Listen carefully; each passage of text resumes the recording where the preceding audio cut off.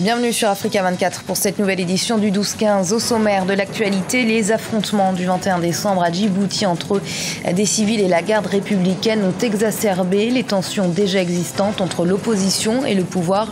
Le bilan de ces heurts fait état de plusieurs victimes. Les fêtes de fin d'année, un moment de partage et de célébration qui peut parfois coûter très cher pour les familles les moins aisées. Et en cette période de fête, personne n'échappe au traditionnel chassé-croisé sur les routes et dans les transports en commun. Entre embouteillages, empressement et manque de place dans les bus, cela peut s'avérer très difficile de rejoindre sa famille. Mais tout d'abord, techniquement, le Nigeria a gagné la guerre contre Boko Haram. C'est en tout cas ce qu'affirme le président nigérian Muhammadu Buhari. Il assure en effet que le groupe terroriste n'est plus capable d'organiser des attaques conventionnelles, ce qui prouverait son affaiblissement. Concrètement, rappelons que la stratégie militaire du président nigérian lui a permis de récupérer des territoires qui étaient aux mains des terroristes, ce qui n'a malheureusement pas empêché les attentats suicides. Et à Djibouti, la tension est toujours palpable après les affrontements du 21 décembre qui ont opposé la police à des membres de la communauté Issa rassemblés pour une cérémonie religieuse. Alors que l'opposition dénonce une répression abusive de ce rassemblement par la garde républicaine, le pouvoir minimise l'événement. Les explications de Zahara Mohamed Moutiouf. Le rassemblement du 21 décembre de plusieurs centaines de fidèles de la communauté Issa à Balbala se voulait culturel et religieux. Il a pris une tournure politique suite à sa répression par les forces de l'ordre. Le bilan des affrontements est discuté. Les organisations de défense des droits de l'homme ont affirmé qu'au moins 27 personnes ont perdu la vie à Balbala. Du côté du gouvernement, le récit des événements et le bilan sont tout autres. Nous avons ce qu'on appelle à Djibouti, actuellement l'état d'urgence à Djibouti qui a été décrété après les attentats de Paris. C'est-à-dire que toute manifestation publique doit être réglementée. Nous sommes un pays épris de paix. Certains d'entre eux ont voulu commémorer la naissance du prophète. Nous l'avons accepté sous certaines conditions en leur disant nous allons vous donner un hangar très grand, nous pouvons vous aider et tout cela. La police même s'est prêtée au jeu, leur a offert assistance et tout cela. Le matin, alors que les policiers étaient désarmés, certains se sont retrouvés face à des manifestations avec armes, machettes, couteaux et qui ont tiré à balles réelles sur les policiers. Nous avons eu des renforts de la police qui sont venus et là, voilà, malheureusement, nous avons eu mort d'homme. Il y a 7 victimes. Il y a autant de victimes blessées du côté de la police. Nous en avons dénombré 50 policiers, dont 8 restent à l'hôpital, avec 2 qui ont été touchés par balle. La police serait intervenue au domicile notamment de cadres de l'Union pour le Salut National, une coalition de cette partie d'opposition. Les opérations se sont soldées par l'arrestation de membres de la coalition des partis d'opposition. L'enquête est diligentée par le procureur général de la République. Sous le feu de l'émotion, nous en avons arrêté 36 personnes.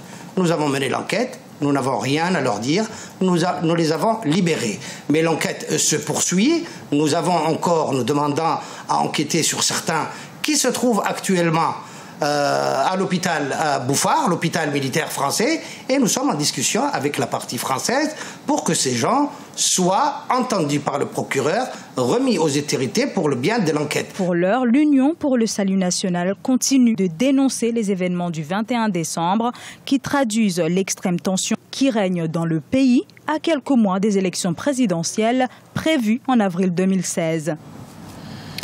Clôture des dépôts des candidatures dans le cadre de l'élection présidentielle comorienne qui se tiendra le 21 février. Au total, 28 personnalités briguent la magistrature suprême. Entre alliance et scission auxquelles personne ne s'attendait et candidature indépendante, aucun des prétendants pour l'instant ne part favori dans cette course à la présidentielle. C'est un sujet d'Arwa Barkala. Fin de dépôt de candidature pour l'élection présidentielle de février 2016 aux Comores. La liste pour accéder à la présidence a été clôturée ce lundi 21 décembre 2015. La Cour constitutionnelle statue à 28 le nombre d'aspirants à la magistrature suprême, un nombre record pour l'élection présidentielle comorienne. Il y a 28 candidats et c'est trop nombreux par rapport à la population électorale ici. Il ne fait même pas 400 000 inscrits, c'est trop nombreux. Il n'y a pas de parti politique aux Comores. Il y a des individus qui se disent des politiques, mais des partis, il n'y en a pas. les partis qui ne fait même pas 5 000 membres, donc ça est un parti. Sur les 47 dossiers déposés, 28 ont été retenus par la Cour constitutionnelle. Une course à l'investiture marquée par des séparations improbables et des alliances inattendues. Parmi les candidats en lice, 2 anciens chefs de l'État sont à dénombrer, Azali Assoumani et Ahmed Abdallah Sambi. Dans l'état actuel des choses, on ne peut pas dire qu'un ancien président, un tel ancien président ou un tel autre soit plus avantagé que les autres candidats qui se présentent à cette élection présidentielle. Non, ils partent tous au starting block au même niveau. Même si certains retiennent l'attention plus que d'autres, aucun des prétendants au pouvoir ne semble être considéré comme grand favori. L'issue de ce scrutin reste totalement incertain. Le candidat élu lors du scrutin de février 2016 succédera au président Ikililou Douanine et sera à la fois chef d'État et du gouvernement. L'Union des Comores accueillera son 7e président depuis sa création en 2001. Et en cette période de fête de fin d'année, chacun s'active à sa manière pour célébrer Noël et jour de l'an dans les meilleures conditions. Au Togo, malgré la cherté de la vie, les populations essayent tant bien que mal de garder petits et grands. Reportage de notre correspondante au Togo, Emema Kofi. La capitale Lomé s'embellit à l'approche des fêtes de fin d'année. Au centre-ville, chacun se presse pour faire des achats. Ailleurs et pour l'occasion, ce sont des initiatives privées pour le bonheur des enfants, comme ce parc d'attractions équipé de divers jeux sur l'esplanade du Palais des Congrès. On a voulu mettre beaucoup de jeux de kermesse. Donc il y a la course en sac, la course à 3 pattes, le jeu de labyrinthe où c'est 2 joueurs et une personne a les yeux bandés et se fait guider par son partenaire. Noël, c'est une fête que j'aime beaucoup. Pour Noël, je veux une PlayStation. Après le 25 décembre, considéré comme la fête des petits, ce sera le tour du Nouvel An. L'année 2015 s'en va pour donc faire place à 2016 avec des espoirs renouvelés. Pour l'année 2016, je veux bien vraiment, surtout pour les jeunes, de regarder dans une autre direction. Pour l'année 2016, moi j'aurais souhaité que Dieu donne une santé de fer à tout le monde. Et puisque le pays actuellement, tout le monde parle de l'argent, on prie Dieu pour que tout le monde travaille, qu'il y ait de l'argent et puis qu'ils viennent acheter pour nous. Les fêtes de fin d'année suscitent euphorie dans les cœurs. Les Togolais, eux, vont les célébrer à leur manière, surtout au moment où la cherté de la vie est sur presque toutes les lèvres. Et les fêtes de fin d'année, ce sont des moments en famille et entre amis. Tout le monde cherche à rejoindre ses proches. C'est donc inévitable à cette période-là. Les embouteillages sont particulièrement importants et les transports en commun sont pris d'assaut. Reportage à la gare routière de la commune d'Adjamé, la plus grande d'Abidjan, en Côte d'Ivoire, avec Olivier Conan. Spectacle récurrent à l'approche et pendant les fêtes de fin d'année à Abidjan, capitale économique de la Côte d'Ivoire. Les gares routières sont prises d'assaut par les passagers. Objectif, rallier au plus vite les villes de l'intérieur du pays. À la gare routière d'Adjamé, la plus grande du pays, les passagers doivent prendre leur mal en patience pour rallier leur destination. Impatience, résignation et parfois colère se lisent sur les visages. Depuis matin, on est à la gare, j'ai le 5e départ. Jusqu'à présent, je n'ai pas encore décollé pour Oumé. On ne peut rien. Il y a beaucoup de monde, il y a Gaïwa, Oumé, partout. Donc, on attend. Il faut te patienter toujours. D'habitude, on ne dit pas. Mais aujourd'hui, là, on a duré. On sait qu'on va bien rentrer. Grâce à Dieu.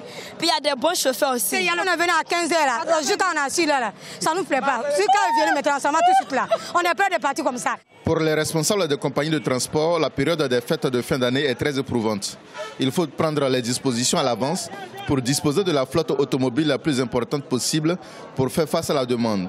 Malgré les efforts déployés, l'offre n'arrive pas à satisfaire la demande des passagers de plus en plus nombreux. On fait venir les cars par programme. Mais ce n'est pas de notre faute aussi parce qu'il y a l'embouteillage. Tout le monde veut partir, les gens veulent partir au même moment. Donc c'est ce qui fait. Sinon, on a fait des départs depuis ce matin. On est là depuis 4 h du matin. On a fait plusieurs départs. Maintenant, ceux qui sont là, ce sont les derniers passagers, les derniers départs qui sont là. Et le transport n'a pas de repos. On travaille tous les jours. Jusqu'au jour de la fête, on va travailler. Et puis, on va travailler jusqu'à 17 h. Quand il n'y a plus de cars qui doivent venir, on ne va pas prendre l'argent des passagers et puis leur faire croire qu'on va les faire voyager. Donc, on arrête les départs aux environs de 17 h, 18 h pour que tout le monde puisse rentrer facilement. Voyager pendant la période des fêtes n'est pas une sinécure. Chaque année, avec la croissance économique que connaît la ville d'Abidjan, le nombre de passagers va grandissant. des passagers que les compagnies de transport ont du mal à satisfaire. Après avoir embarqué, ces derniers perdent beaucoup de temps dans le trafic à cause de l'indiscipline des automobilistes qui occasionne de nombreux embouteillages. Malgré les désagréments, les voyageurs parviennent toujours à trouver une solution pour aller passer les fêtes de fin d'année dans la ville de leur choix. Et ce journal a été préparé par l'ensemble de la rédaction. Merci de l'avoir suivi. Restez sur Africa 24. Dans un instant, une nouvelle édition de l'information.